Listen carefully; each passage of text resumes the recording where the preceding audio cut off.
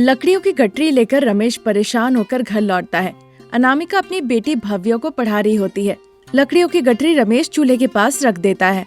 अनामिका, वो कहाँ है? कौन? आप किसके बारे में पूछ रहे हैं जी? इसका मतलब है वो अभी तक हमारे घर आए नहीं। अरे आप किन के बारे में बात कर रहे हैं? तब से आकर बस वो कहे जा रहे हैं। आखिर में वो कौन है? हाँ पिताजी, वो कौन है? अनामिका, जरा बाहर आओ तो, मुझे कुछ जरूरी बात करनी है। मुझे पता है, अंदर जाने के बाद आप कौन सी बात करेंगे, इसीलिए मैं नहीं आने वाली। आपको अगर कोई जरूरी बात करनी है यहीं पे कीजिए। अरे अनामिका, मैं अभी बहुत परेशान हूँ। परेशान है? वो किस लिए जी? क्यों मैं परेशान हूँ अगर बता दिया तो तुम भी बहुत परेशान हो जाओगी। मैं भी परेशान हो जाऊंगी, पर असल में बात क्या है? जब मैं लकड़ियाँ काट रहा था जंगल में तो कार से अमृता और अजय इसी गांव की तरफ आए। मुझे लगा वो हमारे घर ही आ रहे हैं, पर यहाँ आकर देखा वो हमारे घर आए नहीं। चाहे अमृता अजय हो या फिर कोई और हो कार में, आपको इस बात से क्यों परेशानी? ये सही बात नहीं है। आपने किसी और को ही देखा होगा, कोई दूसरा अजय या फिर अमृता को इस गांव में आते हुए। अमृता कोई और नहीं, वो तुम्हारी सबसे अमीर दोस्त है, और अजय जो कभी तुम्हें बहुत प्यार किया करता था।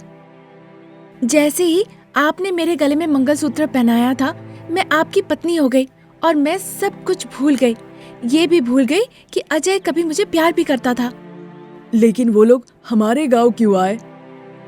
ये सब सोचना बंद करके जाइए, खेत में जाइए। सासू माँ ने कहा है कि वो खेत में जाके आज घास काटने वाली है। अनामिका के कहने पे रमेश वहाँ से चला जाता है। बहुत ही सुंदर सा फूलों के बगीचे के बीच एक गेस्ट हाउस था।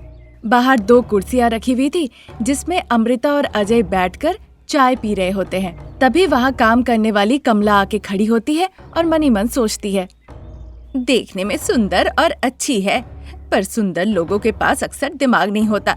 इसीलिए अजय बाबू कैसे हैं बिना जाने हुए ही उनसे शादी कर ली।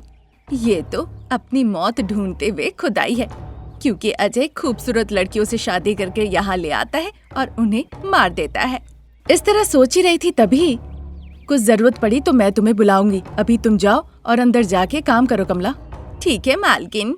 इस तरह कहकर कमला वहाँ से चली जाती है। इस गांव में इतना सुंदर गेस्ट हाउस है, इस बारे में आपने कभी नहीं बताया।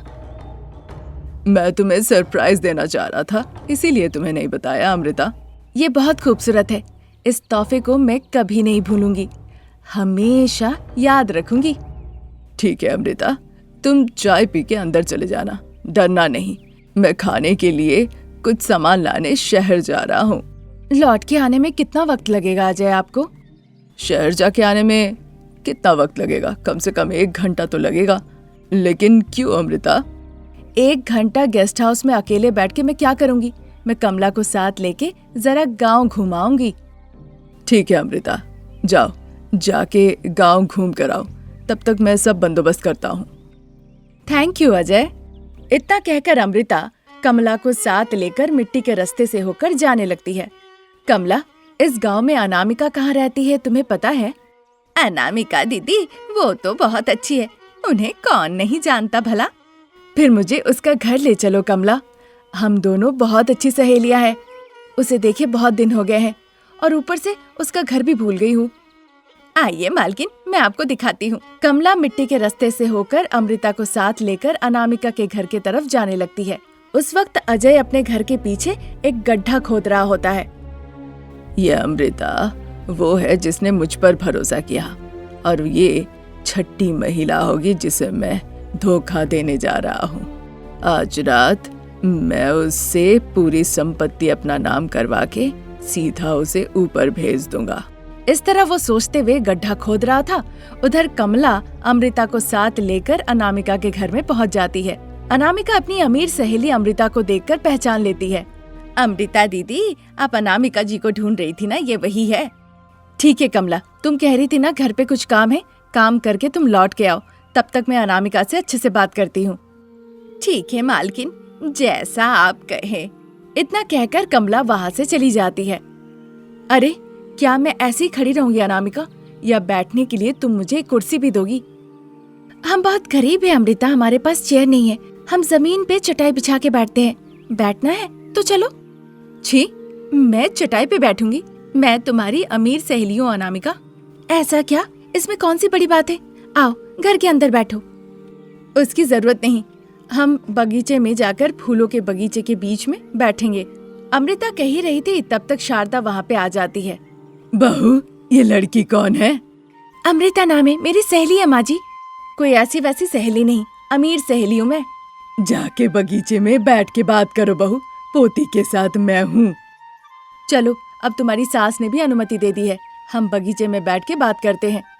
माँ जी, वो नहीं आ रहा है। मैं गायों के लिए हरी घास लेके आती हूँ। जैसे ही बेटा आता है मैं उसे भेज देती हूँ। तब तक अमृता देर ना करते हुए अनामिका का हाथ खींचते हुए उसे बगीचे की तरफ ले जाने लगती है। उधर रमेश हरी घास की गट्टर सर पे लेके घर के तरफ आ रहा होता है। इससे पहले कभी नहीं हुआ, ये पहली बार है जब अमृता और अजय इस गांव में आए हैं। पर वो किस लिए आए और कैसे पता चलेगा वो यहाँ पर क्यों आए हैं, ये सब बताने में मुझे कौन मदद करेगा? क्या ऐसा भी हो सकता है कि अजय अनामिका के लिए कोई बड़ी मुसीबत खड़ा करने वाला हो? ये सोचते हुए वो घर के तरफ पैदल आ रहा होता है। उधर आंगन के बगीचे में बैठकर अमृता और अनामिका बातचीत कर रही होती है। तुमने गरीब रमेश से शादी कर ली है, तुम्हारी जिंदगी कैसी चल रही है? बहुत खुशी खुशी बीत रही है। मुझे देखकर तुम्हें समझ में नहीं आ रहा है क्या अमृता? मेरे सास ससुर मजदूरी का काम करते हैं, मेरे पति खेत में किसान का काम करते हैं। जो भी होता है उसी से बहुत अच्छे से रखते हैं मुझे। क्या अजय ने जितना प्यार दिखाया था उससे भी ज्यादा रमेश प्यार दे रहा है तुम्हें? हाँ अमृता, उससे भी कई ज्यादा प्यार। तुम्हारी तो शादी हो गई है अजय से, तो अजय ने क्या पति का प्यार दिया तुम्हें? पति का प्यार? वो क्या होता है अनामिका? चाहे कुछ भी खाना हो, मिर्च चावल खाए, अचार चावल खाए, चिकन मटन जो भी खाए, वो अपने हाथों से पहले मुझे खिला देते हैं। चाहे वो कितनी भी देर से घर क्यों ना आए, हम साथ में ही खाते हैं। खेत में घासों के बीच जब भी कोई फूल उगता है वो लाके मेरे बालों में लगा देते हैं। मेरा सर दर्द होता है तो वो झंडू बाम लगा देते हैं। अगर कभी बुखार हो जाए तो रात भर बिना सोए हुए मेरे सर पे वो पट्टी बदलते हैं। ये सारी बातें अमृता चुपचाप सुन रही थी। तभी उसी वक्त घास का गट्टा लेकर रमेश घर आता है। शारदा बताती है कि अनामिका की एक सहेली आई है। ये सुनते ही वो जाके दीवार के पीछे छुप जाता है और दोनों के बीच क्या बातें हो रही है वो कान लगा के सुनने लगता है। तभी उधर अजय जो गेस्ट हाउस में था उसका फोन बज उठता है। चाहे कितनी भी रात हो जाए, आज रात अमृता को मुझे मारना ही है, इस तरह वो फोन पे कहता है। पर उस रात अमृता अनामिका के घर पे ही सो जाती है। तुम बहुत सौभाग्यवान हो अनामिका, आज तक मुझे पति का ये प्यार तो कभी नहीं मिला। मुझे जाके अजय से पूछना पड़ेगा, कहकर अमृता वहीं पे सो जाती है।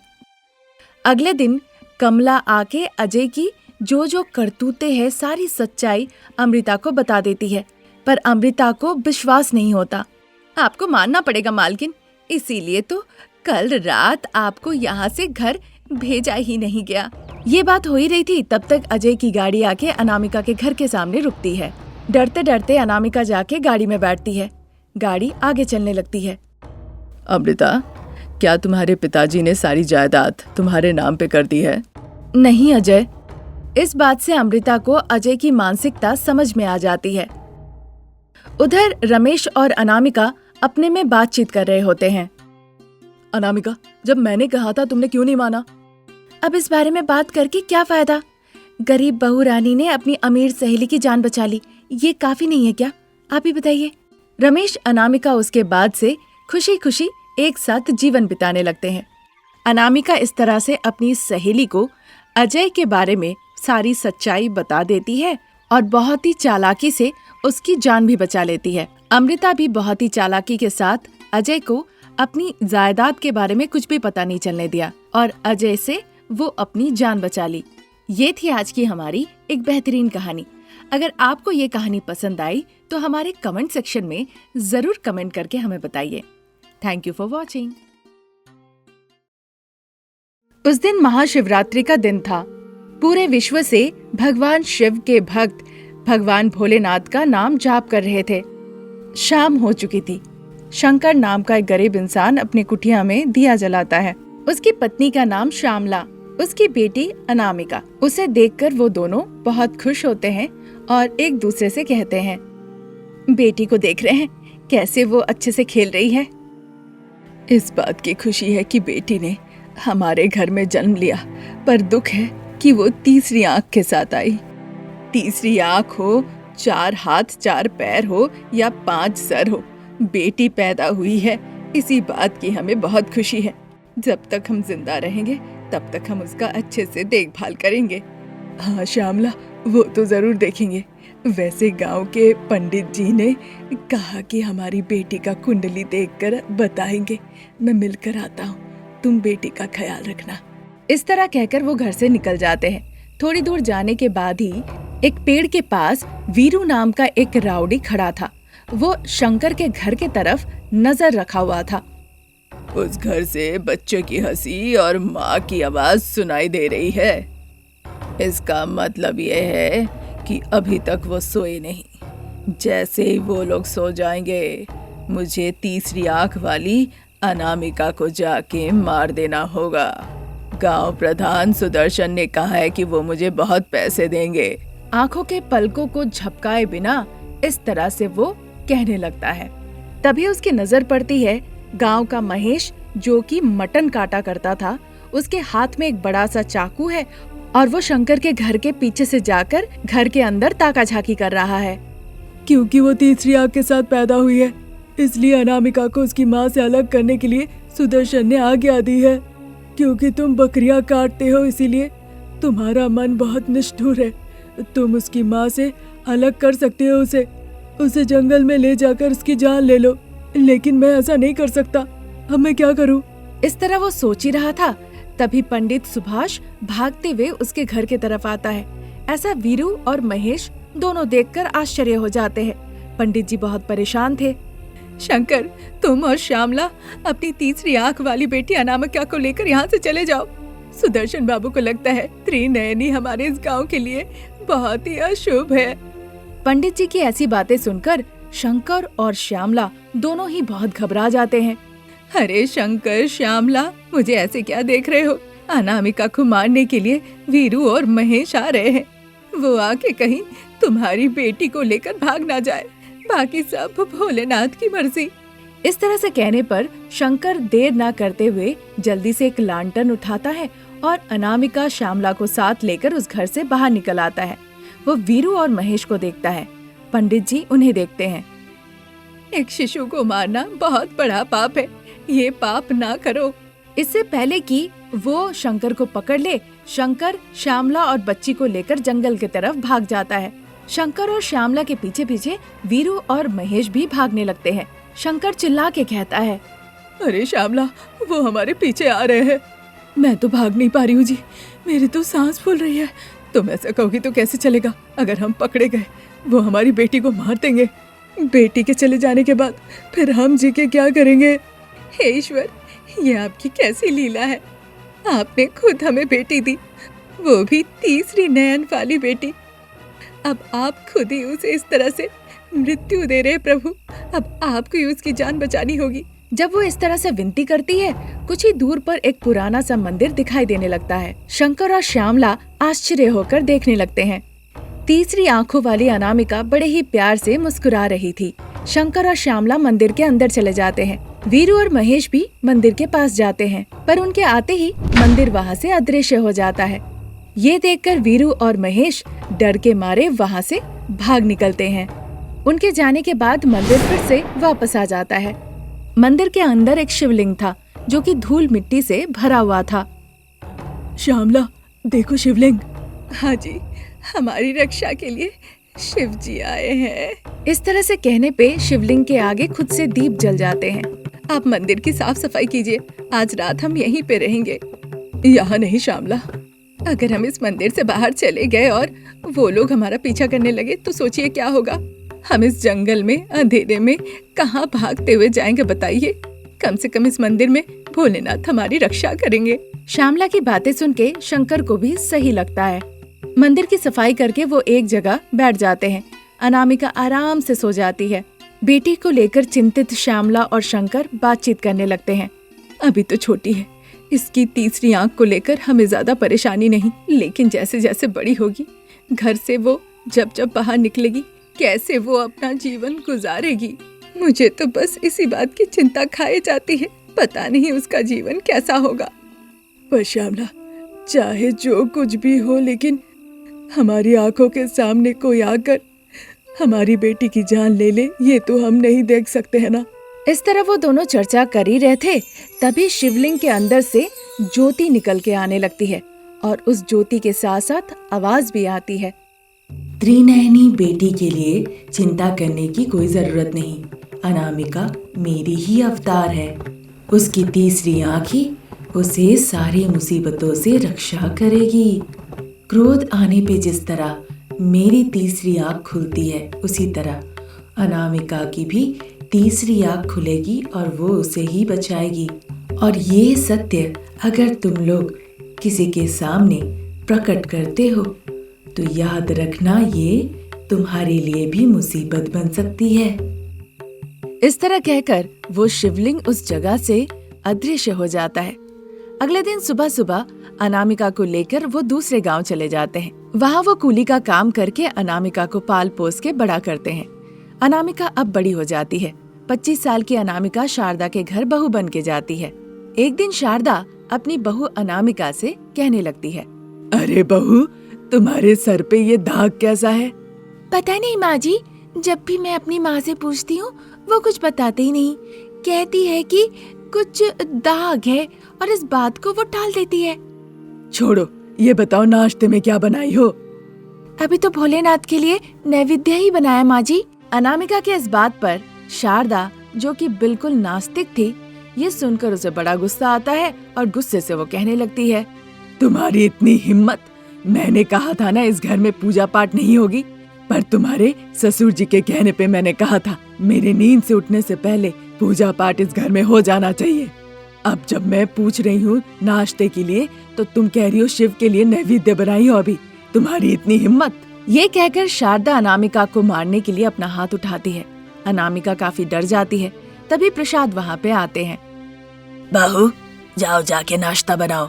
इस तरह से कहने पर अनामिका वहाँ से सीधा किचन में चली जाती है और नाश्ता बनाने लग जाती है।